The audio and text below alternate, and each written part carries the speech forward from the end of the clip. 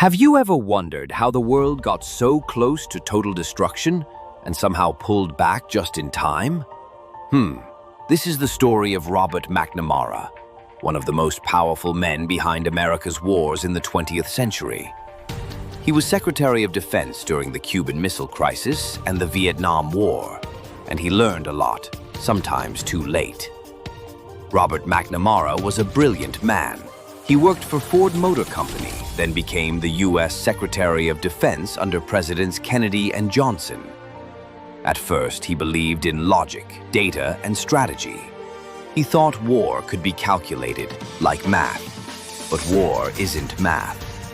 During World War II, McNamara helped plan bombing missions over Japan. One night, U.S. planes destroyed over 100,000 people in Tokyo alone. He later admitted, if we had lost the war, we would have been tried as war criminals. Then came 1962. The U.S. discovered Soviet missiles in Cuba. For 13 days, the world stood on the edge of nuclear war. McNamara was in the room when decisions were made that could have ended human life on Earth.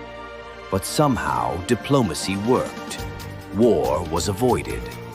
That moment taught him something chilling. Rational people came this close to destroying the planet. But his biggest regret? The Vietnam War. McNamara stayed in the war too long, believing they could win. But it became a disaster. Over 58,000 American lives lost, millions of Vietnamese dead. He finally realized you can be smart, have power, and still be very wrong. In the end, McNamara shared 11 life lessons. The biggest one? In war, you must understand your enemy, and empathy does not mean sympathy. But by the time he learned these lessons, it was too late for many.